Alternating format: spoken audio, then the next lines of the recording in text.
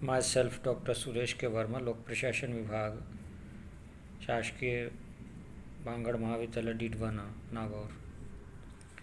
जैसा कि हम चर्चा कर रहे थे हस्तक्षेपवादी राज्य, लेसेस फेयर स्टेट, जिनका अर्थ है व्यक्ति को अकेला छोड़ दो ताकि वह अपना कार्य निर्विघ्न रूप से स्वतंत्र रूप से कर सके। व्यक्तिवादी विचारधारा के लोग इसे राज्य को आवश्यक बुराई मानते हैं। John Stuart Mill, Herbert Spencer, Adam Smith, Locke, Voltaire इत्यादि ने इसके बारे में चर्चा की। तो हमने इसका अर्थ और विशेषताओं के बारे में पिछले वीडियो में हमने चर्चा की। आज हम लोक कल्याणकारी हस्तक्षेपवादी राज्य की अवधारणा के पक्ष में जो तर्क हैं या हस्तक्षेपवादी राज्य के जो आधार हैं, उन आधारों की हम चर्चा करेंगे। पहला है नैतिक आधार। नैतिक आधार का तात्पर्य है कि हस्तक्षेपवादी राज्य में राज्य को ये सोचना है कि वह कम से कम हस्तक्षेप करे, यानी व्यक्तिगत कार्यों में या वैयक्तिक कार्यों में राजकीय जो हस्तक्षेप है वह न्यूनतम रहे। यही इन व्यक्तिवादी विचारक या हस्तक्षेपवादी विचार को जो आगे बढ़ाया है उनमें कांट है, फिक्टे है, हम्बोल्ट है, जॉन स्टुअर्ट मिल है इत्यादि ने माना है कि राजकीय हस्तक्षेप को न्यूनतम बनाना चाहते हैं ये सब लोग। इसका तात्पर्य हुआ कि व्यक्ति को राम भरोसे जो सिद्धांत है, यानी कोई व्यक्ति का अगर कोई है तो वह भगवान है, राम है।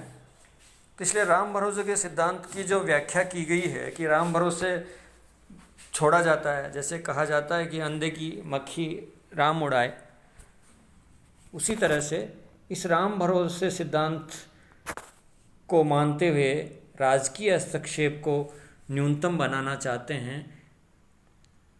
इसको हम एक नैतिक आधार कहते हैं, यानी नैतिकता के तौर पर राज्य को ये सोचना है कि राजकीय व अपना शासकीय जो हस्तक्षेप है वह न्यूनतम बनाए रखे। दूसरा आधार है आर्थिक आधार। Adam Smith, Bentham, John Stuart Mill, Harvard Spencer इसके प्रबल पक्षधर हैं। इनका ये मानना है कि वाणिज्य और उद्योग इन क्षेत्रों में जो आर्थिक क्षेत्र है उसमें राज्य का हस्तक्षेप बिल्कुल नहीं हो, ताकि व्यक्ति अपना विकास खुद कर सके। वाणिज्य और उद्योग ये दो क्षेत्र ऐसे हैं जिसको हम आर्थिक क्रियाकलाप कहते हैं और जिनका हम आर्थिक आधार या आर्थिक इस अवधारणा के पक्ष में आर्थिक जो पक्ष है वो रख रहे हैं। उस पर इनका ये मानना है कि वाणिज्य और उद्योग में राज्य का बिल्कुल भी हस्तक्षेप नहीं हो और व्यक्ति को आगे बढ़ने का, अपने विकास करने का और अपनी संपत्ति या वैयक्तिक संपत्ति या विकास वाणिज्यिक और उद्योग क्षेत्र में आगे कर सके। इस दृष्टिकोण से राज्य को इन मामलों में हस्तक्षेप नहीं करें। तीसरा आधार है शास्त्रीय या वैज्ञानिक आधार। जैसा कि हर्बर्ट स्पेंसर ने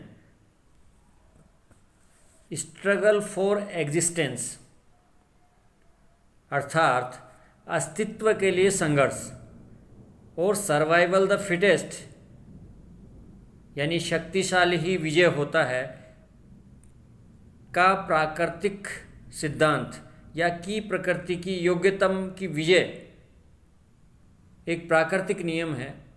इस सिद्धांत के आधार पर जो राम भरोसे का सिद्धांत है कि व्यक्ति को खुला छोड़ दिया जाए, वो जो भी क्रियाकलाप अपने विकास में सोचेगा, खुद अपना स्वयं का संरक्षक और स्वयं का पक्षधर, सबके हितों का संरक्षक व्यक्ति स्वयं है। इसलिए जो हम जीव विज्ञान है या जीव शास्त्रीय सिद्धांत है या वैज्ञानिक आधार है, उसमें जो हर्बर्ट स्पेंसर ने बताया है कि व्यक्ति अपने अस्तित्व के लिए संघर्ष करेगा, struggle for existence and survival the fittest, यानी व्यक्ति योग्य होगा। व्यक्ति अगर योग्यतम बनने की ओर चलेगा या योग्य रहेगा, सर्वाइवल द फिटेस्ट की जो सिद्धांत, प्रकृति का जो सिद्धांत है, योग्यतम की विजय होगी। ये एक तरह से ये सिद्धांत इस ओर प्राकृतिक जो नियम है, जो आज तक संतति चली आ रही है, डार्विन का सिद्धांत है कि व्यक्ति उत्तरोत्तर विकास करता है। इस दृष्टिकोण से राज्य में योग्य, समर्थ, बुद्धिमान लोग बचेंगे और उन्हें राज्य की सहायता की कोई आवश्यकता न होगी। इनका ये मानना है कि अगर योग्यतम की विजय होगी या जो योग्य होंगे वो ही आगे बढ़ेंगे, जिनको अपनी खुद की चिंता है, तो ऐसा माना, ऐसा जो राज्य है, जो हस्तक्षेपवादी राज्य की अवधारणा के जो पक्ष में जो लोग खड़े हैं, हर्बर्ट स्पेंसर जैसे लोग, जॉन स्टुअर्ट मिल जैसे लोग, हम्बोल्ट जैसे लोग, उनका ये मानना है कि राज्य में इस दौड़ में, स्ट्रगल फॉर एग्जिस्टेंस और सर्वाइवल द फिटेस्ट की दौड़ में जो व्यक्ति बचेंगे वह योग्य, समर्थ और बुद्धिमान लोग बचेंगे। बाकी रास्ते में या तो शहीद हो जाएंगे या खत्म हो जाएंगे। इसलिए उन्हें फिर कोई राज्य की आवश्यकता नहीं होगी, ऐसा इनका मानना है। चौथा आधार है आनुभाविक आधार। जब जब मानव जीवन में हस्तक्षेप किया है, तब तब उसके कार्यों में लाल फीताशाही और अनावश्यक विलंब, अफवाह और भ्रष्टाचार बढ़ा है। चौथा जो आधार है आनुभाविक आधार, इस अवधारणा के पक्ष में या इस हस्तक्षेपवादी राज्य की अवधारणा के आधार है, जो आनुभाविक आधार है, उनका ये मानना है कि जब जब व्यक्ति के जीवन में, मनुष्य के जीवन में राज्य का हस्तक्षेप हुआ है, तब तब उसके कार्यों में लाल फीताशाही यानी कार्य की देरी, अनावश्यक विलंब, अपव्यय और भ्रष्टाचार को बढ़ावा मिला है। इसलिए इस अवधारणा के पक्ष में लोगों का मानना है कि आनुभाविक आधार पर व्यक्ति को अकेला छोड़ना, अपने विकास के लिए खुद सोचेगा और खुद विकास करेगा। तो इन आनुभाविक आधार का मानना है कि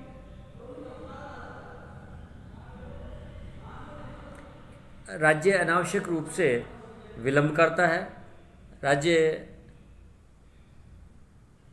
अफवाह की ओर बढ़ाता है और नौकरशाही, लाल फीताशाही का एक तरह से बोलबाला होता है। इसलिए राज्य को व्यक्तिगत कार्यों में या व्यक्ति विकास के कार्यों में हस्तक्षेप नहीं करना चाहिए।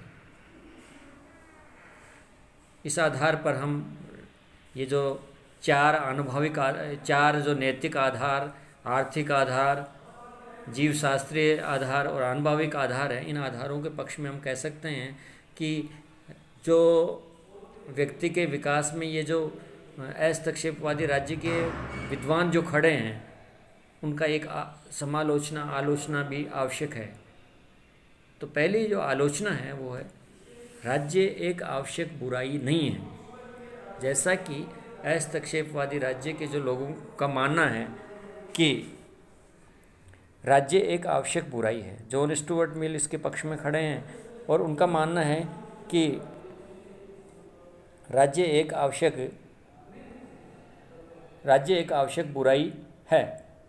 जबकि हम हस्तक्षेपवादियों की आलोचना करते हैं तो हमें पता है कि राज्य नामक जो संस्था है वो कोई बुराई नहीं है, वरन व्यक्ति के विकास में पूरा योगदान देती है। व्यक्ति के व्यक्ति के कल्याण के लिए अच्छी बातें सोचता है, अच्छी योजनाएं लाता है, अच्छे कानून बनाती है। इसलिए जो इसकी आलोचना की जाती है हस्तक्षेपवादी राज्य की, कि राज्य कोई आवश्यक बुराई नहीं है।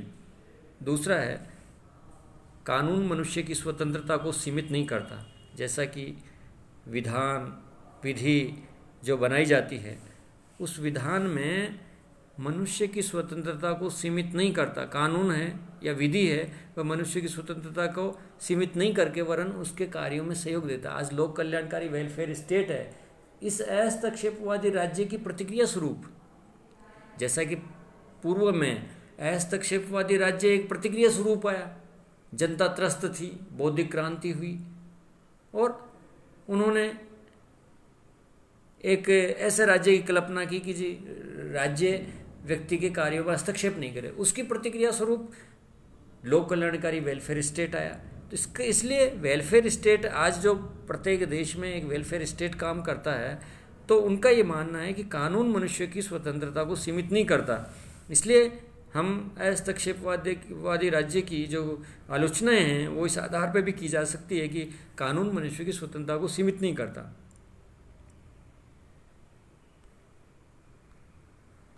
तीसरा है, व्यक्ति सदैव अपने हितों का सर्वोत्तम निर्णायक नहीं है। जैसा कि बताया है, हस्तक्षेपवादी या व्यक्तिवादी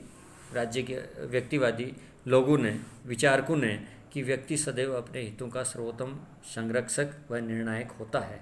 ऐसा नहीं है। व्यक्ति सदैव अपने हितों के प्रति जागरूक रहे, अपने हितों के प्रति निर्णायक रहे, यह आवश्यक नहीं है। इसलिए राज्य नामक जो संस्था है वो, या राज्य के जो विभाग हैं, वो ये बताते हैं कि व्यक्ति के लिए ये योजना है, ये विधि है, ये कानून है, ये जो आपके लिए विकास के लिए इन योजनाओं के सहारे आप अपना सर्वोत्तम विकास कर सकते हो। तो इसलिए जो तीसरी आलोचनाएं हैं वो ये इस प्रकार से की जा सकती है कि व्यक्ति सदैव अपने हितों का सर्वोत्तम निर्णायक नहीं हो सकता। चौथा है, योग्यतम की विजय का सिद्धांत नितांत अव्यावहारिक है। जैसा कि survival the fittest, struggle for the existence का जो सिद्धांत है, उसमें यह बताया गया है कि जो मत्स्य न्याय का सिद्धांत है, स्ट्रगल फॉर एग्जिस्टेंस यानी अपने अस्तित्व के लिए संघर्ष करेगा, यानी जो शक्तिशाली होगा वह विजय होगा, जो योग्यतम होगा वह विजय होगा, सर्वाइवल द फिटेस्ट।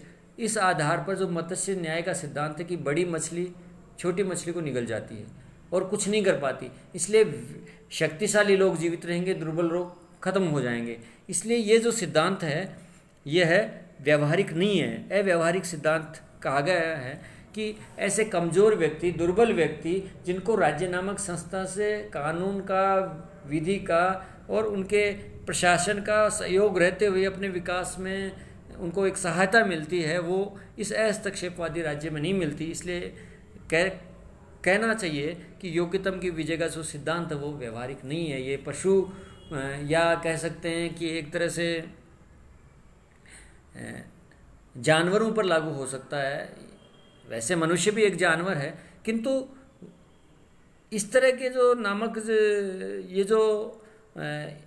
ये पशुवत सिद्धांत है, यानी स्ट्रगल करेगा, योग्यतम की विजय होगी, तो ये सिद्धांत मनुष्य जाति के लिए, एक बौद्धिक जाति के लिए, बौद्धिक वर्ग के लिए व्यवहारिक नहीं है। क्योंकि राज्य नामक जो संस्था है वह दुर्बल को कानून का सहारा देती है, और जो क्राइम होता है या समाज में विपरीत प्रभाव पड़ता है, सोसाइटी ऐसा कोई कारण, ऐसा कोई दोष सिद्धि जिससे समाज में विपरीत प्रभाव पड़े, वो अपराध माना गया है। परंतु यहाँ कोई अपराध नहीं है, जो योग्यतम होगा वह विजय होगा। इसलिए ये जो सिद्धांत है, योग्यतम की विजय का जो सिद्धांत है, व्यवहारिक नहीं है, अव्यावहारिक है। पांचवा है, राज्य की सफलता का तर्क, राज्य की असफलता का तर्क असत्य है।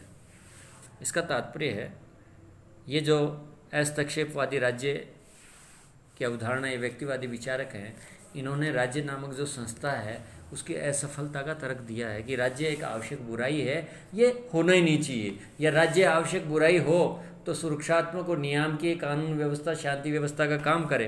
तो इसका इसलिए ये मानना है कि राज्य की जो असफलता का जो तर्क है यह असत्य है, क्योंकि राज्य व्यक्ति के कार्यों में सहयोग देता है। राज्य व्यक्ति के विकास में सहयोग देने वाली नामक संस्था है, इसलिए राज्य को कोई असफल संस्था है ये नहीं कह सकते। राज्य एक सफल संस्था है और राज्य वेलफेयर स्टेट के रूप में काम करता है। इसी प्रतिक्रिया स्वरूप हस्तक्षेपवादी राज्य की प्रतिक्रिया स्वरूप ही लोक कल्याणकारी राज्य की अवधारणा सामने आई। और लोक कल्याणकारी राज्य में भी प्रशासनिक राज्य, जो प्रशासन के द्वारा कार्य किया जाता है, जो राज्य के द्वारा कार्य किया जाता है। इसलिए इस तरह से उत्तरोत्तर विकास का एक प्रक्रिया है, या उत्तरोत्तर विकास का एक सोपान है कि हस्तक्षेपवादी राज्य, लोक कल्याणकारी राज्य और उसमें प्रशासकीय राज्य, प्रशासन के द्वारा सारा कार्य किया जाता है। इसलिए हम ये नहीं कह सकते कि राज्य की असफलता का तर्क असत्य है। यानी राज्य सफल संस्था है और राज्य एक विकास में सहयोग करने वाली नामक संस्था है। इस तरह से हम हस्तक्षेपवादी राज्य की जो समालोचना करते हैं कि उस समय देवीय सिद्धांत से जनता त्रस्त थी, इस कारण हस्तक्षेपवादी राज्य का सिद्धांत आया। किंतु आज हम चिंतन करते हैं, मनन करते हैं, आज हम सोचते हैं तो हम ये पाते हैं कि ऐसा कोई राज्य नहीं है, ऐसा अराजकतावादी सिद्धांत हो जाएगा और अराजक स्थिति हो जाएगी राज्य में कि व्यक्ति जिसकी लाठी उसकी भैंस, जो शक्तिशाली होगा वो विजय होगा, बाकी खत्म हो जाएंगे। यानी जो बचेगा वो रहेंगे, बाकी नहीं रहेंगे। इसका मतलब दुर्बल आदमी, कमज़ोर आदमी, जो साधनहीन हैं, उनका कोई मतलब ही नहीं, वो खत्म हो जाएंगे। इसलिए ये सिद्धांत प्राकृतिक नहीं है और व्यावहारिक भी नहीं है, और राज्य की जो इन्होंने आवश्यक बुराई माना है ये भी बात सही नहीं है। इसलिए हम आज जो हस्तक्षेपवादी राज्य की जो अवधारणा का सिद्धांत है, या हस्तक्षेपवादी राज्य किसे कहेंगे, इसकी हमने चर्चा की। धन्यवाद।